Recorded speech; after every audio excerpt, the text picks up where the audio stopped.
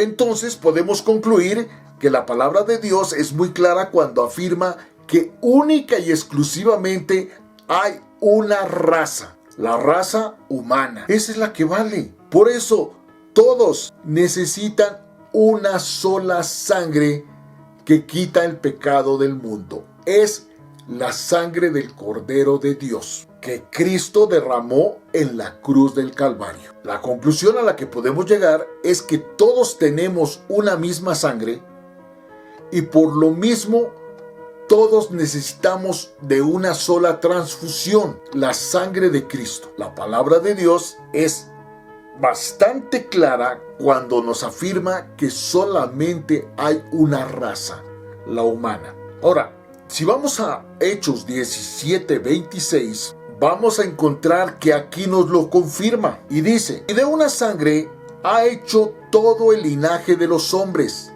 para que habiten sobre toda la faz de la tierra, y les ha prefijado el orden de los tiempos y los límites de su habitación. Todos tenemos un ciclo, nacimiento y muerte, desde el punto de vista físico, porque desde el punto de vista espiritual somos eternos. Por supuesto, podemos hablar correctamente de grupos humanos, de grupos de personas, pero solo entendiendo que estos grupos representan a lo que la palabra de Dios contenida en la Biblia se refiere como tribus, lenguas y naciones. Todas las personas tenemos herencias étnicas y culturales que pueden ser honradas y celebradas, pero todos somos una sangre, lo que demuestra que aún en nuestras diferencias somos iguales. La idea de las razas nos lleva a hacernos una pregunta, y esta pregunta es muy seria. Si hay diferentes razas, ¿por cuál raza murió Cristo?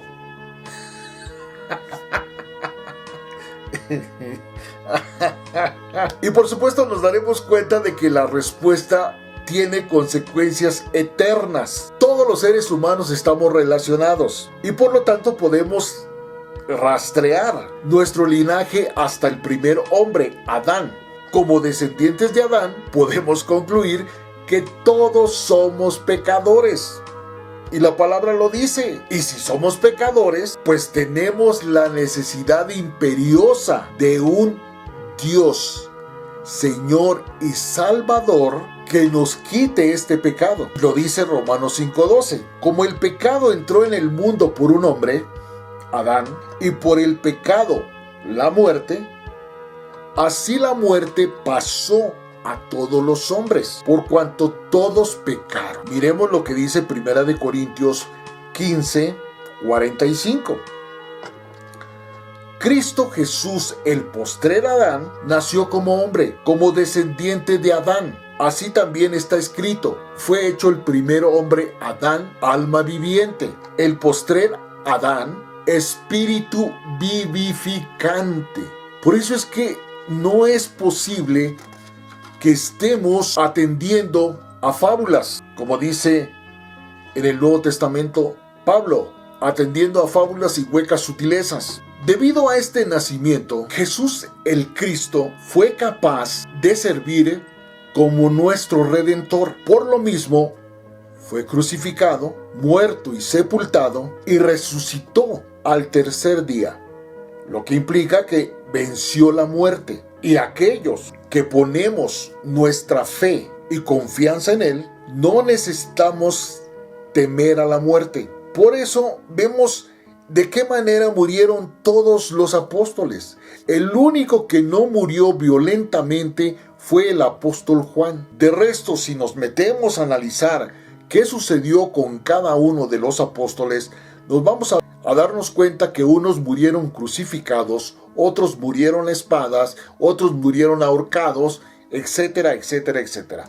Pero eso es un tema que veremos en otra oportunidad. Y no necesitamos temer a la muerte porque hemos heredado la vida eterna. Tenemos que entender, gentiles amigos, que no es ninguna religión la que salva.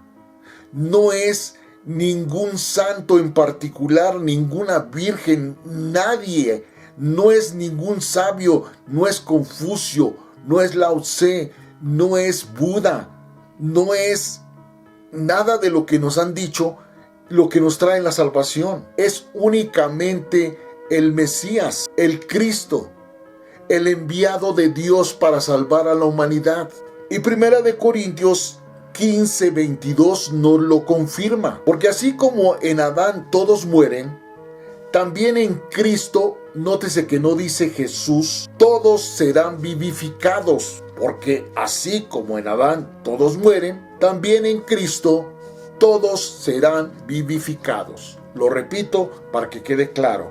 1 Corintios 15:22. Ya vimos cómo el Antiguo Testamento nos está mostrando claramente que no solamente se da la tarea de hablarnos del Mesías, del Cristo, sino que nos explica todo lo que habría de acontecer cuando Él se hiciera presente en este mundo. Ahora vamos a ir al Nuevo Testamento para confirmar todo lo que el Antiguo Testamento nos ha profetizado. Y entonces nos damos cuenta de que ese Mesías, ese Cristo del que nos habla el Antiguo Testamento, es lo que el Nuevo Testamento nos presenta al Mesías, al Cristo, como Dios, Señor y Salvador. Sin embargo, vamos a regresar un poquito a lo que es el Antiguo Testamento y vemos lo que dice Daniel 9, 26, 27. Después de las 62 semanas, se quitará la vida al Mesías, matarán al ungido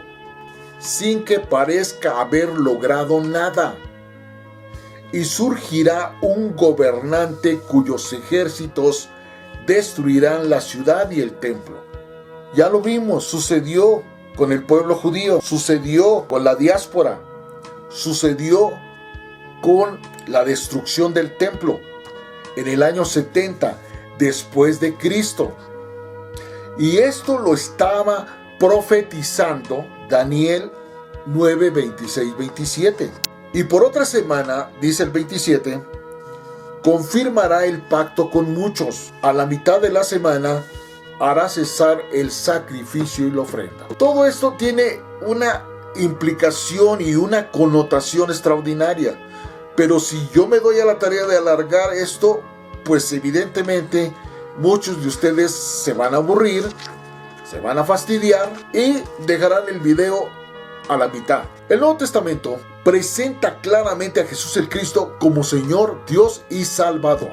Y lo vamos a comprobar en Tito 2, 13, 14. En el 13 dice: mientras anhelamos con esperanza ese día maravilloso en que se revele la gloria de nuestro gran Dios, Señor y Salvador Jesucristo, Él dio su vida para librarnos de toda clase de pecado, para limpiarnos y para hacernos su pueblo totalmente comprometidos a hacer buenas obras. Porque Jesús siempre lo recalcó: por sus hechos los conocerás. Y por eso el gran filósofo, extraordinario hombre, Ralph Waldo Emerson, dijo: lo que haces grita tan fuerte que no alcanzo a escuchar lo que me dices. Y si vamos a Juan 1, del 1 al 5, veamos lo que dice. Cristo es Dios. En otras palabras, para que no le hagamos más al cuento, Cristo es Dios. Por eso es que es tan incomprensible la necedad de muchos de los judíos, porque no todos, porque hay muchos judíos que ya son mesiánicos.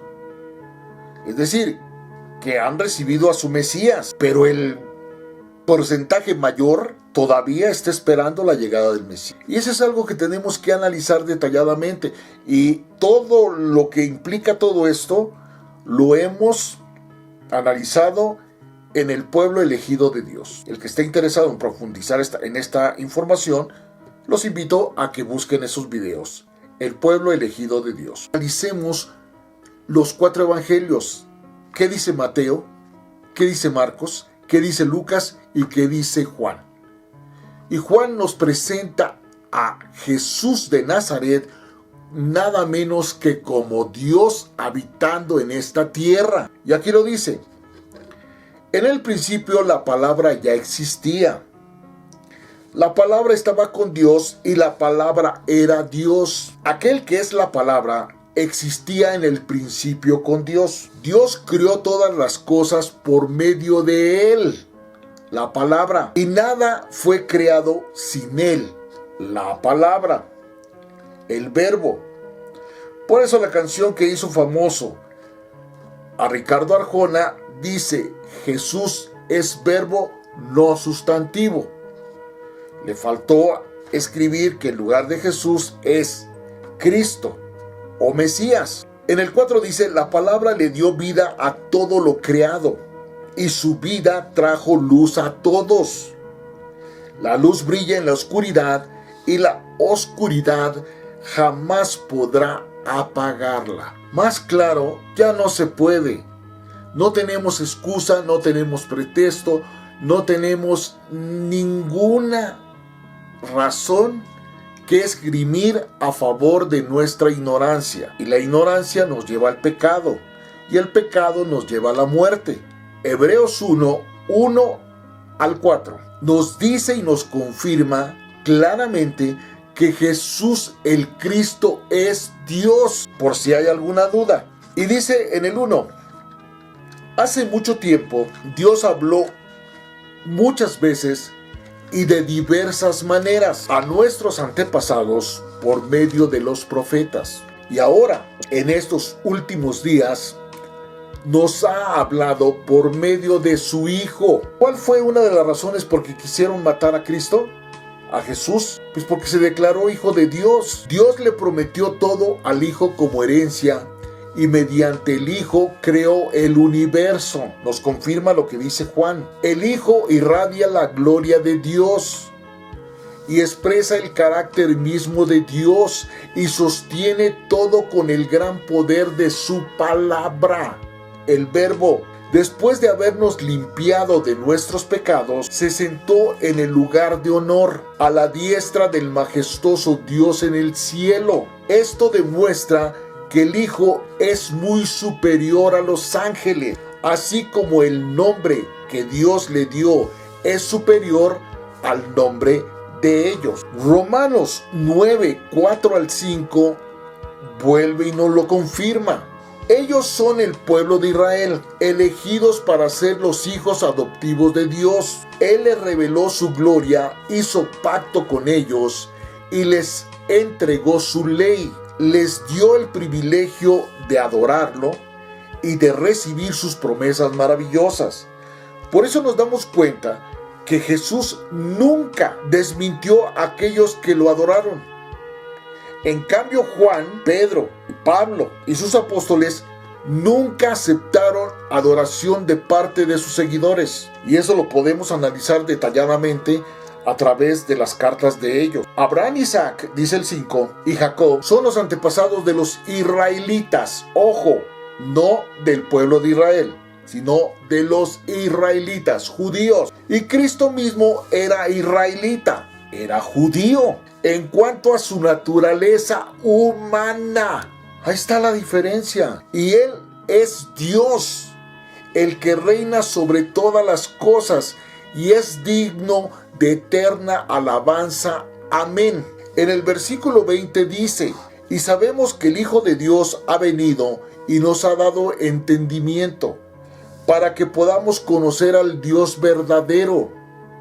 Y ahora vivimos en comunión con el Dios verdadero, porque vivimos en comunión con su Hijo, Jesús el Cristo. Él es el único Dios verdadero y Él es la vida eterna. Y para rematar en el 21 dice: queridos hijos, aléjense de todo lo que pueda ocupar el lugar de Dios en su espíritu, alma y cuerpo. Y por eso tenemos que entender que una de las razones por las cuales Jesús hablaba en parábolas es justamente por lo que hemos visto de Isaías 6, que Dios envía a Isaías a hablarle al pueblo, pero le dice que vende sus ojos y tape sus oídos, para que ni vean ni oigan. Y para concluir, dijo Jesús el Cristo, cuando los discípulos le preguntaban: Señor, ¿por qué le hablas en parábolas? Y él dijo claramente,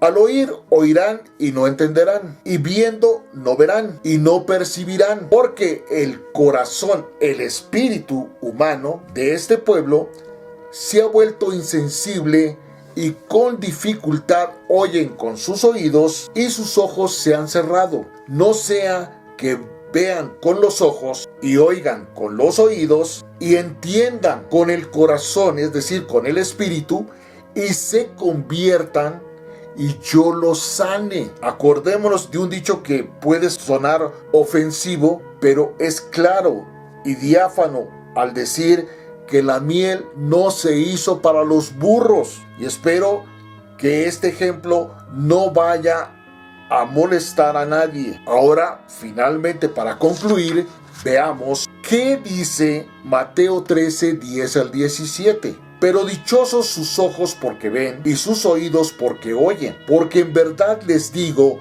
que muchos profetas y justos quisieron ver lo que ustedes ven y no lo vieron, quisieron oír lo que ustedes oyen y no lo oyeron. Ahí está la conclusión, queridos amigos. Tenemos que partir de la base de que Jesús el Cristo es Dios, es Señor y Salvador. Y por lo tanto, es el único que puede perdonar los pecados. Y al perdonar los pecados, es evidente que encontraremos todas las bendiciones que Dios tiene para nosotros. Podemos decir con toda confianza que Dios está dispuesto a darnos su bendición, su protección, su dirección, su enseñanza, su guía y su provisión. 6. El trabajo concluido. Por eso claramente Dios dijo, 6 días trabajarás y al séptimo reposarás. Descansarás de tu obra. Podemos concluir que Jesús el Cristo cumplió la obra que había de venir a hacer. Por eso lo dijo claramente en una de sus 7 palabras que fueron expresadas en la cruz del Calvario. Consumado es. Y si ya está consumado, si ya está terminado, significa que no hay nada que agregarle ni que quitarle. Por lo tanto, pensar que Jesús el Cristo va a venir a concluir la obra que comenzó es absolutamente falso. Por eso, claramente dice la palabra, despierta tú que duermes y te alumbrará Cristo. Gentiles amigos, les agradezco el favor de su atención, les agradezco sus suscripciones, les agradezco el compartir de este mensaje que llega para que cumplamos la gran comisión de ir por todo el mundo y predicar el evangelio a toda criatura. Dios los bendiga, Dios los guarde, Dios haga resplandecer su rostro sobre nosotros, Dios tenga de nosotros misericordia y nos llene de su infinita gracia. Gracias.